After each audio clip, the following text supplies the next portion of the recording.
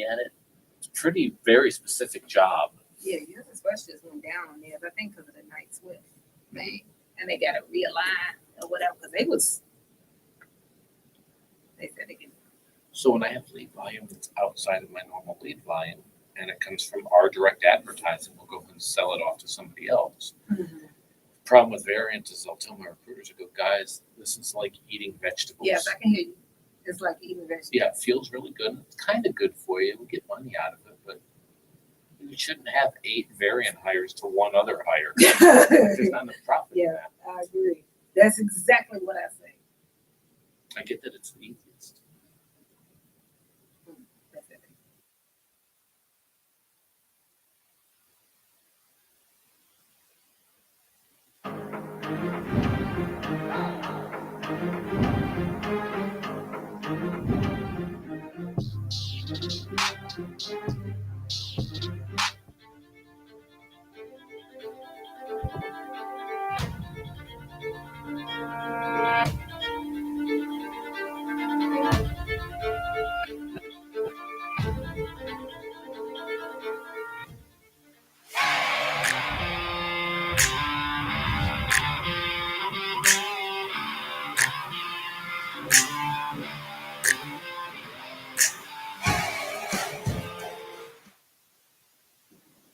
Hello again.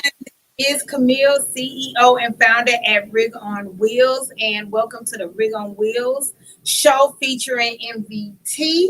And this is Pierson, which is the VP at Missoula Valley. Yeah, it's good to be back. I'm Yes. excited to be here again. Yeah, so we are the first of its kind of a truck driver recruitment show, as well as we got a lot of great, exciting things for you today. We got a special lane that we really like. Well, I really like to talk about. We're going to talk about the car giveaway again. We're going to do some tips and challenges that drivers have, and go over driver questions that have already sent things in and still coming in right now.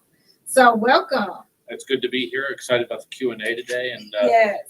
we have a division to talk about that I like, the drivers like, we like, everybody wins. Yes, definitely. Okay, so I like to just kind of jump in because I'm always excited about this car giveaway. I know I go all out of order with it, but it is one of the things that sets MVT apart when we talk to drivers about that. So can you explain a little bit more? Yeah, as we talked about last week, there's 2 ways you can save money as a trucking company. One is, trying to skimp on paying your drivers, which we're not going to do. The other comes into fuel savings.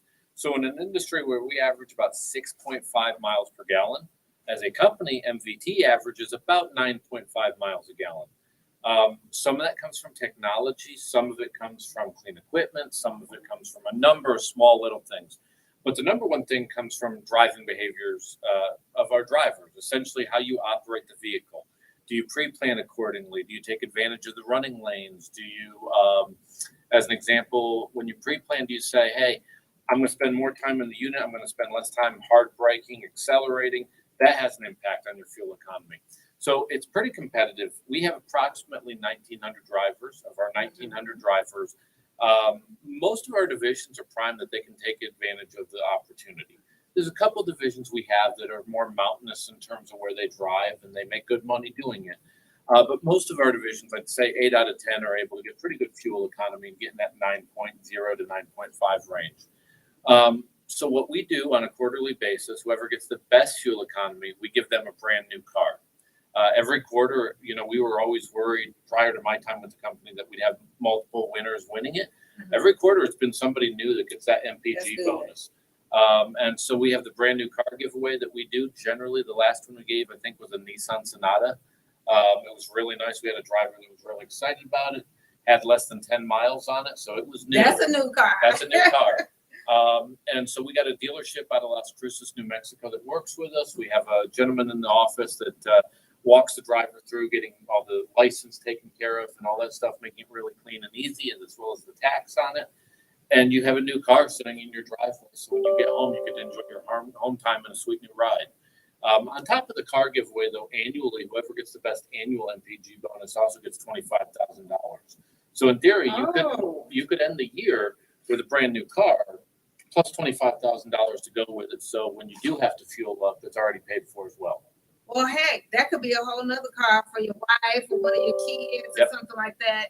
That's awesome. Now, I didn't know about that part of it. So we are definitely, and we're going to be pushing that and letting the drivers know all about that. Now, I like to always talk about safety. So I want us to kind of dive into that when it comes to MVT, how you deal with safety, how important safety is, and some of the aspects. Well, I'll start out with from a driver's perspective. Okay. I'll give any driver advice that you want to run with a carrier that's safe. Yeah. Even though it's not publicly traded information anymore, we still have the CSA scores. There's 7 scores. There's a hazmat score, crash. There's a driver fitness score. We're one of the few carriers of our size that we have 0 categories of CSA over threshold. Why that's important is when we go talk to a potential customer. Customers, one of the first things they'll ask is, we want to see your safety score. So even though I said it's not publicly traded, your carriers, when they go to a shipper, they're going to ask to see that information. And when you get a company that has, say, 2 or 3 above threshold, a lot of companies have some liability. Some of the shippers will say, I don't want to have you moving our freight. And the fewer customers that will move freight for you, the fewer miles your drivers ultimately get. So one of the things any driver should ask of any recruiter is, hey, this company, how many categories of CSA are above threshold? Most recruiters should know that. Yes. If recruiters don't answer that, there's a reason why they don't answer that. Yes. It should be common knowledge. For most carriers, it's bragging rights. Everyone in the company would know about it. It's not that big of a secret, and they should be more than willing to tell you that. So it gets into the freight. It also gets into how you're able to utilize your time. So when we come up onto a scale or a chicken coop, if you will, when you go through that weigh scale, if you don't have any categories above threshold, you're statistically more likely to just get waved through it, not having to stop at that weigh scale. Yeah. And your time is money. There is no greater asset as a driver that you have than your time and your expertise. And so if you're able to keep moving forward down the road, that's a big advantage of being a safe carrier. The next part of that gets into equipment, what kind of equipment that you have. There is a value in knowing the average age of equipment. Ours is about 1.5 years. With that said, if equipment's getting beat up to smithereens, that age starts to mean less because you got equipment that's rough. Right. So that driver before you that took a truck and beat the crap out of it, when you get that truck as the next driver to get into that truck, there's a real issue there. And so that's where that other safety component comes into it, is, are you getting an equipment, piece of equipment that a driver took care of before you? The other part of that is we're really big on training and developing. So the driver that you come in as today is not the driver that you are a year from now. We have numerous training programs like the Smith system that helps with defensive driving and predicting what the people around you, the four-wheelers on the road, are going to do. We invest heavily in our drivers, the training that they receive, all of our trainers that deal with inexperienced drivers out of El Paso, all of our people that do road tests have been driving for at least 5+ years. So as an example, when you come into orientation and the DOT and CSA guidelines require us to do a road test, when we do that road test, you're not in there with some office person. You're in there with somebody that's driven at least 5 years and probably didn't have any tickets or accidents in that same time period. We take a lot of pride in our safety culture and ultimately giving you the tools to be successful on top of the experience you already have coming in. So let's talk about the Smith keys. So when you're in the truck and you have all this fancy equipment, and we'll get into that later on in the show, but let's say you have a driver that's repeatedly hard braking. You know, things are happening in that truck. Tell me about that. Like, what do you do? How do you bring them in and help them? Well, predictive driving is really important. Most accidents that involve a truck are not created by the trucker. Right. And this is why I know it's been a controversy over the last 5 years, but outward-facing cameras are a great thing. When you go to court and a jury goes, oh, it's the trucker, he's a professional, he must have caused it. I don't know how many tickets we've gotten out of it because we go, no, we have the video evidence. And most juries in that situation will immediately go, oh, the four-wheeler was the one responsible. Yeah, it's the proof. And in most cases, those won't even go to trial because a good lawyer is going to understand, I'm not going to make money in this case at this moment. So the jackhammer, the strong arm, or the, I'm going to pile drive you lawyer with a billboard on the side of the road, understands you got outward facing cameras. I don't want to pursue this any further. But predicting what other people are going to do becomes really important in the Smith system. So as an example, if you're driving down the road and you see somebody changing lanes continuously, that tells you as a driver, you know what, I'm going to hold back. Maybe I'm not going as quick as I'd like to, but I'm going to avoid that. It may be I'm coming up on an off ramp here. What's this person to the right and the left of me going to do in that scenario? As an example, the person on the left of me, if they decide to switch 3 lanes to get over to that off ramp, what do I as the professional driver need to do? Probably going to let off a little bit in case that happens, so I'm not having a hard break as they go through 3 lanes of traffic to get off the interstate. With saying that, one of the questions that came in was about accidents. So when an accident or if an accident happens, if you're in Houston, it's when, right? Yep. So if an accident happens, it should be the same procedure with every company, but walk us through MVT procedure. Yeah, when an accident happens, the first thing you need to do is reach out to us, talk to us, have that communication with us. Let's not worry about assigning blame right off the bat here. Find out first, I want to know if you as a professional driver, are you okay? That's the number one thing I want to know first of all. Okay, now explain the situation to us. What's around you? Is law enforcement on the scene yet? Are there any injuries that you know of? Give us a lay of the land. We'll walk you through the process at that point. So if you're talking to a cop, if you're talking to somebody that was a bystander, we can be on the phone with you to have that conversation. Be it with Mesilla Valley Transportation or with any carrier. I feel bad saying this, but it's worth noting as a professional truck driver, do not utter the words, I'm sorry. Don't start with, I'm sorry. Because if you are not to blame, you've just labeled yourself as the person that caused the accident. And that's exactly, even in my car, because you don't want me to drive a truck, but in my car, on the back of the insurance cards, it always says that. Don't say that you're to blame. Absolutely. Because that just changed the narrative and everything. It's our natural habit. I mean, if we were in the store and we're both reaching for a box of cereal and we reach at the same time, my first inclination, I'm sorry. I mean, it may have been incidental. I didn't technically cause the mishap in that aisle, but our natural instinct as a human trying to get along with another human is, I'm sorry. That is not the thing to do in an accident. Yeah, not at all. Just hopefully you're safe and go from there. Definitely call in, listen to your dispatcher, your fleet manager, and everything. So what we're going to do is first go to the first commercial, and then we're going to come back because I have something to say about DOT. Let's do it.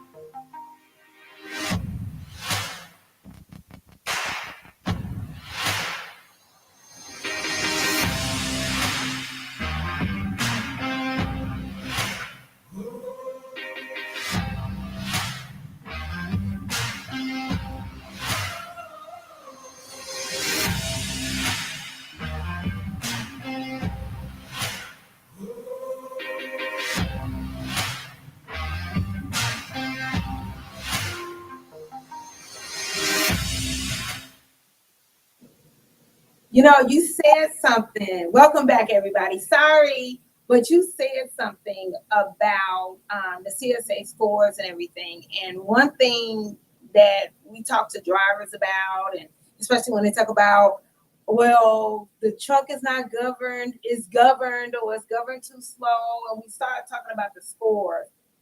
DOT is, I'm not saying they're not going to pull you over, but what I will say is they'll be less likely to pull you over when it's a company that has good scores. Yep. Versus a company that doesn't, versus a company where the truck is dang blasted, is almost falling apart.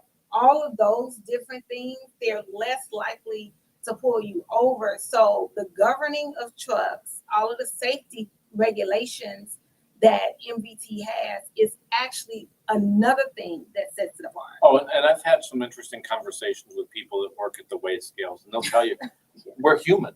We remember stuff. And so if XYZ trucking comes into the yard and they constantly fail on the roadside inspection, magically we start doing level 3 inspections on all of them. Mm-hmm. And they're paid to find stuff. It becomes a scavenger hunt for them, if you will. And so they're people, they're individuals. So if they don't get an alert off the camera, they're going to keep that in mind that, you know what, those trucks right there, the black trucks that come in or the yellow trucks that come in, always have an issue. We're going to go ahead and get you. And so that's why we like to affectionately call our trucks the Blue Beast. We want to make sure if they see a blue truck, there's not a problem that's going to come from seeing a blue truck. And kind of what you just said, it brings me into relationship thought, right?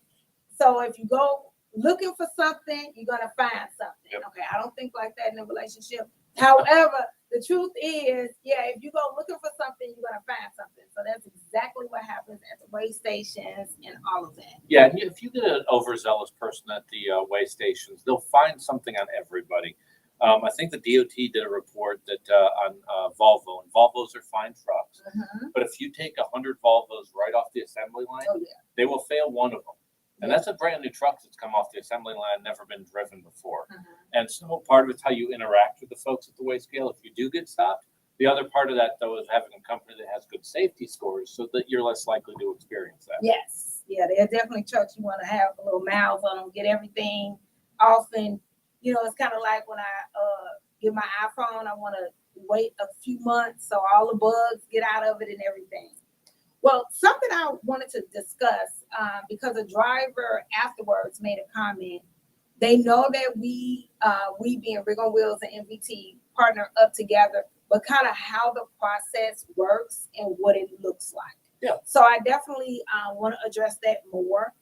Well, just like you see, or in the links or anywhere, you will be able to get the application, and it's a Rig on Wheels application.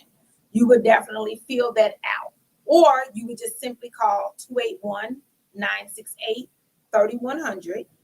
Speak to a recruiter, extension 2 till 8. Speak to a recruiter to go over everything, get your application filled out. We do hard screening to make sure you're the type of driver that MVT wants, and more importantly, it's the job that you're looking for. Well, our job is to try to place you at your ideal company or ideal job for whatever reason, home time, it doesn't matter.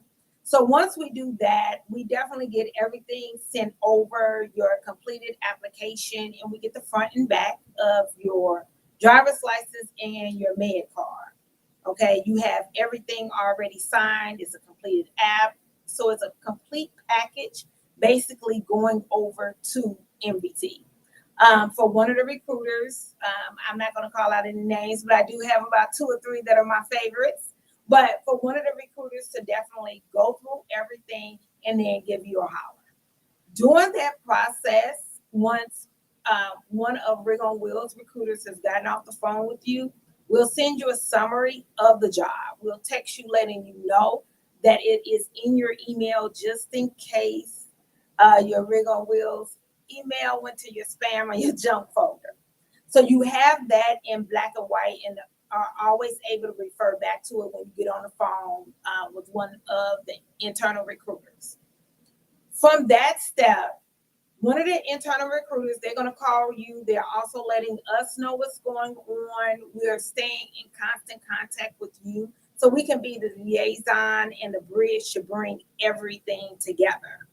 So all the way from if they miss a call or you miss a call, they reached out to you, you miss a call, we try to link those together, whether schedule a call back for you or get you right on a conference call. Then the internal recruiter is going to go through everything and answer any other questions that you have and start running your reports so we can get you scheduled for the next orientation date. Once that happens, everything is pulled, you're approved, and we're ready, then they'll definitely get you hooked up with all of the travel. And I think there's a couple important things in that process that are really important to focus on. The nice thing with Rig on Wheels is they do represent other carriers. Even though I wish every single person they worked for was for MVT, they aren't necessarily for MVT. You might not be a fit based off of geography, work history, a number of other factors. So the nice thing is, though, if you're not a fit, they have alternatives for you. And so that's kind of a nice thing from your end, is they essentially work as your agent. You're a star baseball player, and Kameel here is Scott Boris acting as your agent to find you the best opportunity, which is kind of a good thing for you. On our end, why they're a trusted partner with us is they tend to do some of that pre-screening to find out, are you a fit with MVT? So by the time you get to us in that process, you will find that the recruiter that we have internally saying the same thing that Kameel's team has said. Us talking from the same hymn sheet, if you will, becomes really important because we want to make sure that you're not having any confusion based off of what your next career move is. This is not another job. We don't want you to come join MVT for 2 weeks and realize this is not what I wanted. We much rather have you come and go, I found a career path and I can see myself with this company for many, many years to come. And so the key to that relationship is having a relationship with both us as well as Rig on Wheels. Additionally, if you have other drivers that you know that you think may be a fit from Mesilla Valley Transportation, there's a referral bonus of $1,000. So you can go through Rig on Wheels. You can talk to Kameel's team and say, hey, you know what, my friend, my brother, my cousin, they're also a CDL holder and they'd like to join in the job that I'm doing right now.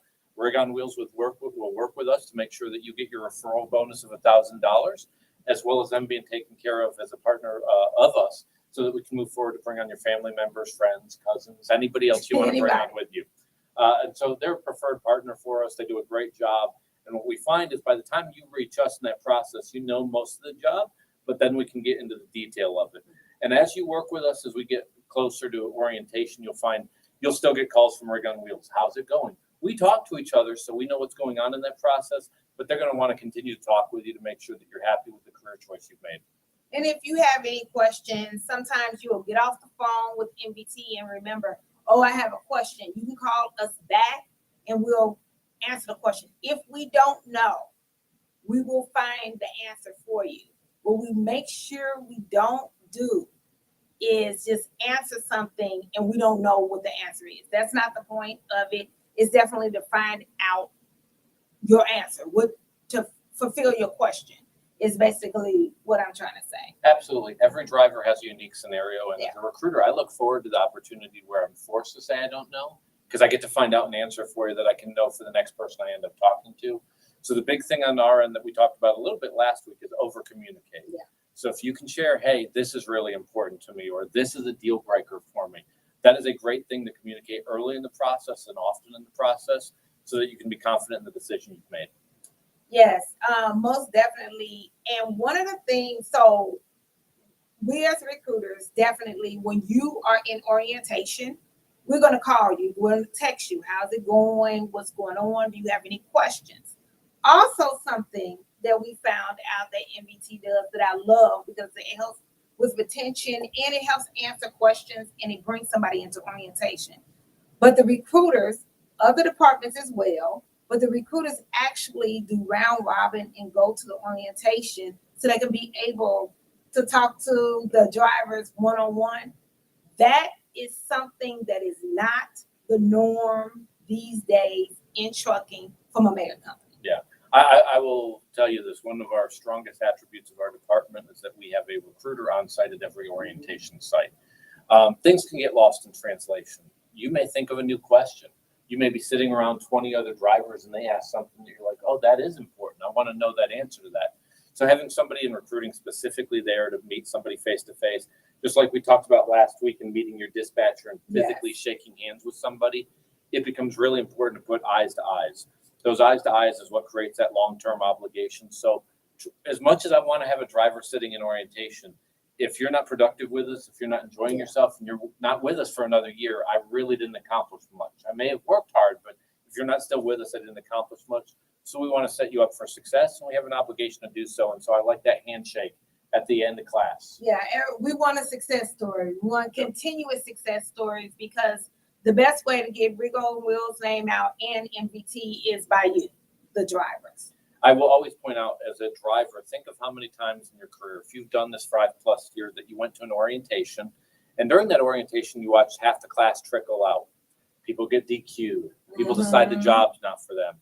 And what started with a class of, at a mega carrier, say 100 people, by the end of the class has turned into 40. We do not have those types of orientations. I'm not saying that we won't have 1 or 2 people fall out from time to time, but the reason is because we over communicate. We have that conversation. We go through your background. So by the time you get to orientation, we're ready to start working with you and you're ready to start working with us. And you're not sent home. with the fact that Pierson did say that we recruit for quite a few companies, I can say this without a shadow of a doubt. If a driver goes to MVT 9.5 times, 9.9% of the time, they're going to actually be hired. They're not getting sent back home or anything like that. So that is huge on our behalf. Oh, yeah. You know, it's huge. We don't want to waste the driver's time. So with saying that, it's about over communicating, being honest from the first conversation so we can know whether or not this is a fit for you. We don't want to harm you, make any mistakes or anything like that. Well, that's the key. Your time is very precious. The average truck driver, when they quit a job and start another job, loses approximately $4,000 to $5,000. So you know drivers on the road that have had 12, 15 jobs in the last 3 years and always seem to be broke. A big chunk of that is they're losing $4,000 to $5,000 with every one of those 16 jobs that they've had. And so we want a long-term relationship with you so you aren't constantly on the job market. So we don't mind you asking the extra question, taking the extra time and going, hey, what's my long-term goal here? If you do that, you're going to like the end result that you end up getting compared to a recruiter that's trying to slick talk you into a fancy new truck. Facts. Absolutely. Absolutely. Okay, so the producer says that she has a question somebody asked. Okay. What's the question? Hi, Kameel. Hello. Yeah, so our first question is, how does your company promote a diverse and inclusive workplace culture? Can you tell us about that? Okay, so I'll speak on Rig on Wheels' behalf. First, I will always, and I'm really big on DEI, so I will always have a recruiting and support staff that reflects the driver. It will never be one of anything, one age, one gender, one ethnicity, because our drivers are a lot of different things, you know, so, and fall into different categories, and everybody deserves to be represented. So not just ethnicity, but age. I have a recruiter that is 20 years old and she's in college, and then we have ones that are a little older, not much, not gonna throw anybody's name out there, but it's about that different cultural backgrounds, different educational backgrounds, so we can be able to communicate with the driver and represent the driver. Yep. So that is huge. We also have recruiters that speak different languages, of course, English, you hear me, but we Spanish, Punjabi, Hindi. So we definitely try to represent as much as possible. Yep. I'll also say there's two factors in the situation of Cedar Valley Transportation. One, the nature of business that we do ultimately determines some of that diversity. So we have a large number of drivers that come to us through a B1 program. Essentially, they start out in Mexico. They do a lot of the cross-border freight. So for a lot of our U.S.-based drivers, those loads that start in Laredo, McAllen, El Paso, those drivers of ours on the Mexican side bring them across. Ultimately, they come drivers here once they become eligible to drive in the U.S. We have visa drivers that come from places like Zimbabwe, South Africa. Even our office staff is pretty diverse, including some of our recruiters, very own recruiters based in Lithuania. The second part of that, beyond just the driver part of it, though, if you look across our management team, there's not really a stereotypical person in the office either.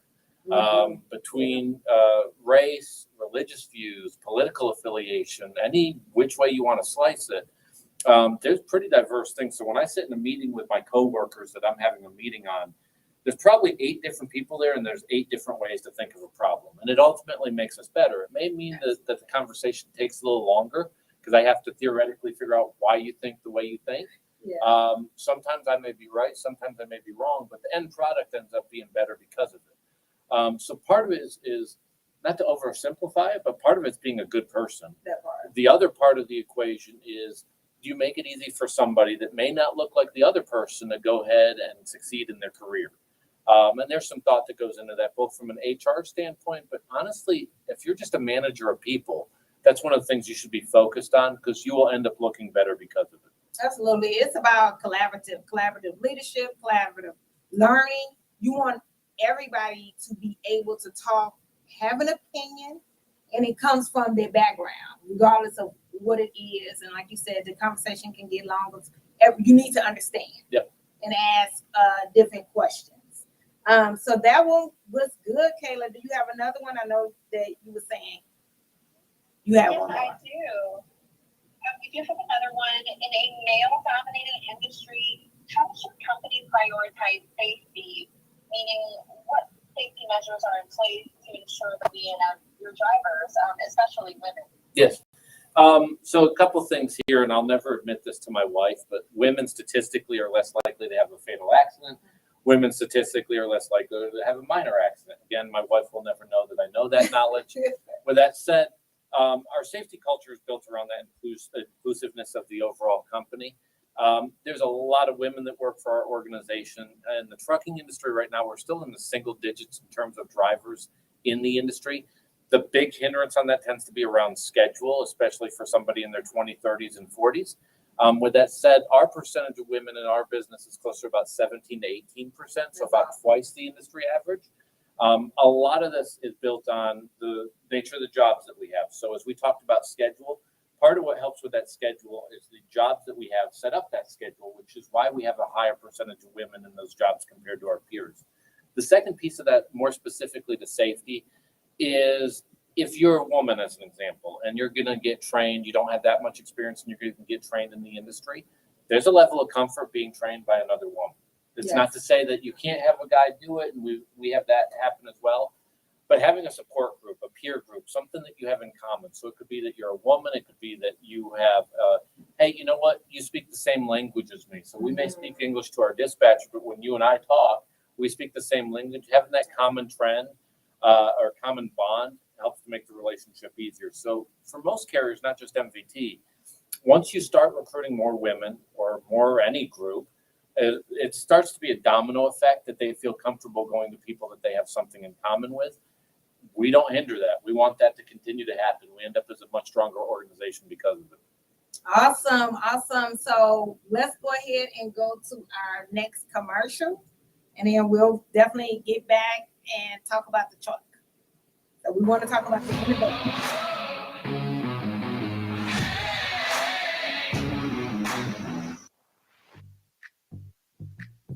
Mi nombre es Carlos Vázquez. Tengo trabajando 3 años aproximadamente y somos B1 y andamos en territorio de Estados Unidos.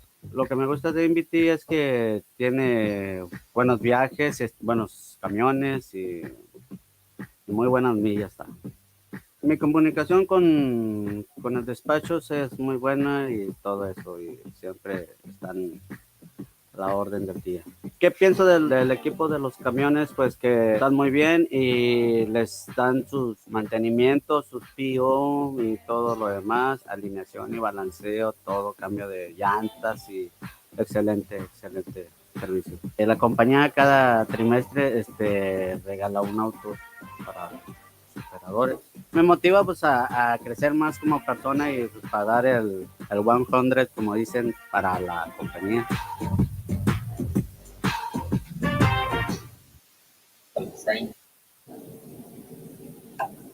Thank you, and welcome back, everybody. So I wanted to talk about the innovation with the truck, but I want to do a little spin.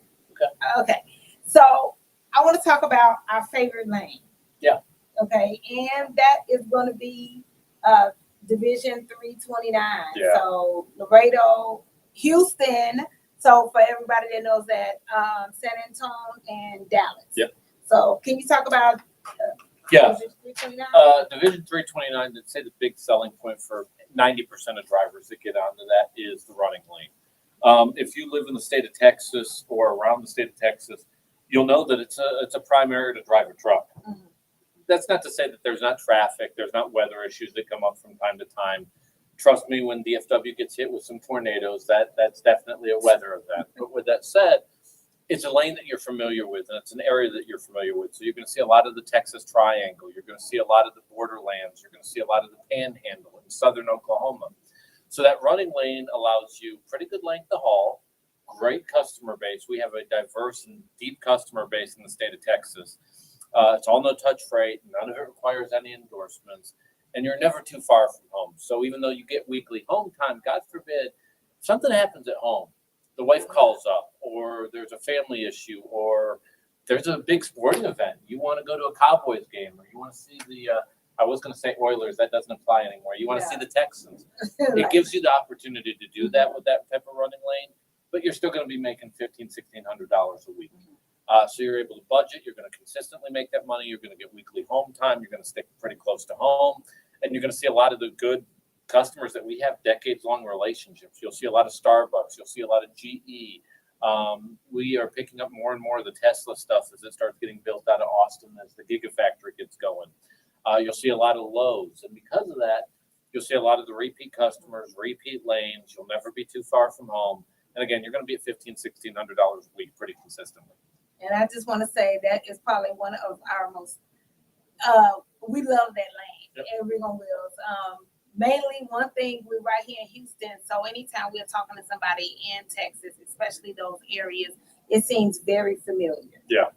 Okay, so that's cool. What other lane would you say is similar to the 329?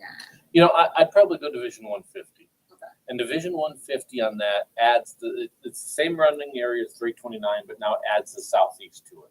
So you are going to see a bit of a longer length of haul. So as an example, the length of haul for Division 329, probably going to be about 300 to 400 miles long length of haul on average. You may have a length of haul that's 50 miles. You may have a length of haul that ends up, Texas is a big state. It could be 800 miles. With that said, if you add the southeast to it with Division 150, you're going to start hitting places like Nashville, the Carolinas, potentially Atlanta, Jacksonville, places along that end. It gets you the opportunity to stretch out your legs. So you're going to stop less often. Your average length of haul is going to be close to about that 900-mile range. The pay-wise, you're going to still be in that same area, $1,500 to $1,600 a week. And there's a lot of contention between drivers in those two divisions, which does a better job, because it's different. You just add the southeast to it, you get more variety. And so if you prefer Texas, 150 might not be for you because you're going to have to go to the southeast. But if you prefer the southeast, you'll definitely want to go there. Same hiring locations. We'll take somebody in Houston, DFW, Laredo, San Antonio, gladly for those divisions. And I can attest to this with recruiting for quite a few different companies. It's not many in that area that's going to be paying $1,500 plus a week. Yep. And you're home weekly. And I'll throw a VIP in there, an extra one for you. Division 440. We're going to make a change here. Traditionally, we've been hiring out of Memphis for it. It basically runs Memphis down to Jacksonville, Jacksonville over to Texas, back up to Memphis. We're going to open the hiring up for the first time in Houston for that division as well for 440. It's not official yet. You guys know about it before anybody else. So we'll take drivers out of Memphis and Houston. That position ends up paying about the $1,500 a week, but you're going to run that triangle specifically going up to Nashville area. You'll come back down to Jacksonville, come back over to Houston, and do that loop over and over and over again. From Jacksonville to Houston, you'll see a lot of Lowe's. You'll see GE and some other customers in the other areas on that end. Again, all drop and hook, and like any of our lanes, we don't require anything like hazmat endorsement. We don't do doubles and triples. You're not going to get asked by a shipper to be a lumper. Hey, here's a rickety dolly. Can you unload the truck for us? Don't do that. We don't do that here. And it's a consistent running lane for us. So Division 440 if you're out of Houston and Memphis. If you're out of Houston, DFW, San Antonio, Laredo as an example. We can do Division 150 for you or 330. And trust me, if a recruiter has you already listing off the division that you want, they'll get excited. That was Division 329, not 330. Maybe it helps to know what you're talking about, not list off bad divisions. Yes, sorry about that. So what I want to let you all know, give us a call at 281-968-3100. If you're on YouTube, in the description box is the app link, but you can also go to rigonwheels.com and the link is there as well. And I'll always point out, we list off those three divisions there, but again, we'll take people that live out of the Phoenix, Arizona area, places like Portland, Oregon, Salt Lake City, where we have similar engineered lanes. If you know anybody or you live in an area like Nashville, Louisville, Lexington, Kentucky, we have opportunities in other markets. We have about 18 other divisions that we can end up sharing with you. And so if you didn't hear a division that fits right into what you're looking for, we have 18 other alternatives. And so ask the questions. Yeah, ask the questions. So that's going to lead me into another driver question, but I know one that a driver had, and it's an issue that we hear quite often, is that they sign up for one home time and then they get another home time. Yep. How would you help a driver with that? Because we know it's trucking, things happen, seasons change, freight changes, Yep. the end of the world happens, it's trucking. So how would you combat that? Well, the first step in the process here is before you actually get to orientation, though, you're going to get your offer in writing. So specifically, if I tell you you're going to get home every 4 to 6 days, as an example, would be one of the options that we have with a couple of our lanes. You physically get it in writing. There's a map that shows the area that we expect you to run, literally the details of the job, the detail of your home time, how long you're at home for. Is it your truck or do you slip seat? Those types of scenarios are all put in writing before you ever show up to orientation. That's step one. The second part of this is we try to over communicate. Like I said last week, we pre-plan. We try to pre-plan 2 to 3 loads in advance so that you can make that plan on when you're going to be home. With that said, storms happen. There may have been an accident in front of you that caused a 3-hour delay in traffic. So when that happens, communicating with your dispatcher becomes really important, or your fleet manager. Your fleet manager is watching, and they're paying attention to the weather. They're paying attention to the traffic, but they do not have eyes on the scenes like you do. And so if those issues come up, A, communicate it. B, sometimes we're able to skip a lane. We're able to come up with some kind of what we call as a MacGyver option, where, give me a paper clip and a hockey ticket, and I'm MacGyver the situation. If we can do it, we will. If we don't, we're also going to make it up to you. It's not your fault that happened when that happens, and we understand we want you to be successful and happy with the job that you have. We're going to try and make it up to you in some form or fashion. That varies by driver and location. The key thing here is if we communicate, though, we may be able to combat it in advance before it hinders you from getting home. That's awesome. One of the questions that the producer sent is talking about the truck, the equipment, modern technology, all of the safety features. But I know for a fact that MBT has a video talking about it. It's a couple of minutes long. So let's just definitely play that video, because that will answer a lot of these questions right here. And then Pierson will be able to elaborate. At Mesilla Valley Transportation, every driver is behind the wheel of a late model International LT, a truck that takes comfort, convenience, and safety to a whole new level. Join us as we explore the impressive features of this powerhouse on wheels. The open road is full of surprises, and sometimes that includes unexpected encounters with wildlife. But worry not, the International LT has you covered. The front end protection guard offers an extra layer of defense, protecting you from animal strikes. Drive with confidence, knowing that you're shielded from the unexpected. We all know how important it is to keep our batteries charged, and our International LTs have your back.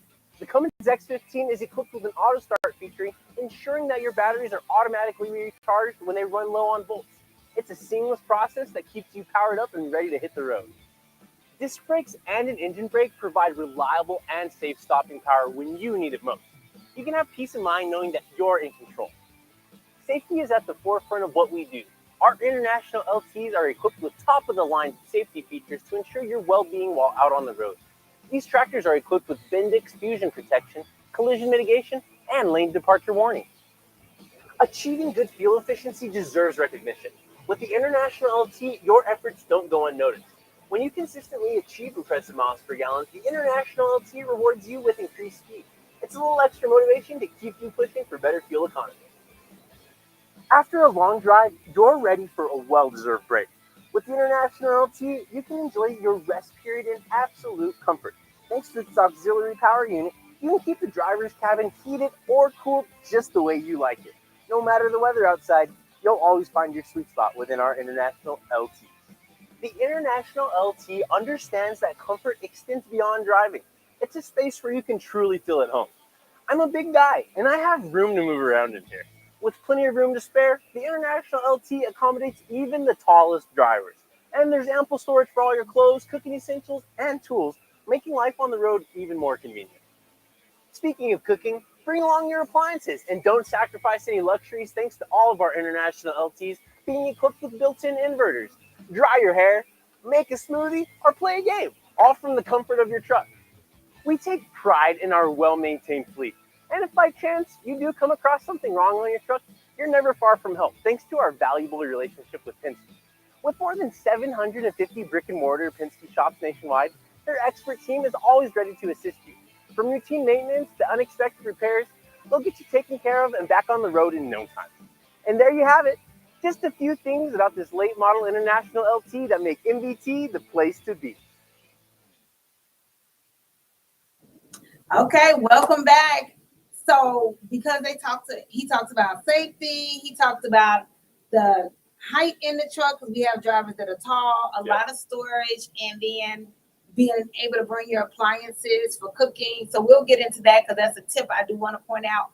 But anything else you want to point out about the truck or anything? Because I know he did a great job in it. Yeah, the key on that truck's comfort. Our trucks are equipped for a driver to stay out 2-3 weeks at a time. They don't. We get most of our drivers home every week. But that truck's about comfort. And that's the thing is, as a driver, that truck is your home while you're on the road. The ability to not have to worry about buying a power inverter so you can live comfortably. Mm-hmm. Part of being a good truck driver is budgeting and being able to save money and bring money back home. That truck allows you to do that where you're not having to eat out every single meal because you're able to have a refrigerator. You're able to have your appliances going. Trust me, we have a lot of drivers that if you get in the truck with them, they look like Gordon Ramsay because they can cook in that truck. Yeah. And they're good at it. But that's ultimately how you save money. There's really good money in the trucking industry, but there's also really a lot of ways to lose money in the trucking industry. And going and eating at the truck stop for breakfast, lunch, and dinner is one of the ways that if you ever meet a trucker that's continuously working and running a ton of miles but always seems to be broke, the first thing you want to ask is how many meals do you eat at the truck stop? Chances are that's going to be the first culprit. So that truck's really a financial resource for you and helping you save money while you're on the road. Yeah, I want to point that out. And that was a good segue into what I wanted to say about the appliances, because it's saving money and being budget conscious on the road, because you're literally living on the road. Even if you're doing a 3.5 loop or just a week, you're still living on the road. It's not exactly like being at home. So being able to bring the appliances, your air fryer, I bought a real nice fancy one here. So that's the first thing on top of my mind. But the blender, so you could be able to have your breakfast smoothies and all of that stuff. So not only being budget conscious, but being health conscious. Yep. Because stopping at those truck stops is even worse than eating the fast food at your favorite fast food restaurants. Yep. And then if you're on some type of healthy diet or healthy lifestyle, like I'm trying to be, right? Yes, I might get meal prep plans, or I can run and get something for Chick-fil-A. However, but if I'm able to cook at the job or at inside of your cab, it makes a big difference. Oh, it does. And we work very closely with Rolling Strong. And Rolling Strong will work with you on exercises and things that you can do to stay physically active while you're in the truck. But you can do all the sit-ups and push-ups in the world. If you don't eat healthy, it's not going to matter. No. And so that's the key part of it, is not only giving you the tools with Rolling Strong to be successful health-wise in staying active while you're in the truck, but more specifically setting up an environment within the truck that you're able to live a healthy lifestyle becomes really important. Again, that's where we view the relationship as a long-term relationship. I don't want to work with you for a couple of weeks. I envision a long-term, multi-year relationship with you. So it behooves us to have you living a healthy lifestyle. Yeah, so I definitely want to point that out as a huge tip right there, is because it's the healthy lifestyle, and it also is being budget. And then sometimes we'll have drivers saying the reason why they need more home time is because of that. Yeah. And so if you have a nice truck, you'll be able to bring your appliances on. That's huge, because we have companies that are still not really friendly with that. Yeah. And so MVT is. So if you all are looking for a job, which I know you are, definitely give us a call at 281-968-3100. The website is there too, wigonwheels.com, also with the application. So you'll see us here same time next week on Tuesday. Definitely send your questions in. You can do them live, kind of like you did today, or you can email the questions to us or text the questions directly to that telephone number, 281-968-3100. Thanks, Pierson, for another good show. Appreciate it as always. Excited for the Q&A next week. Yes.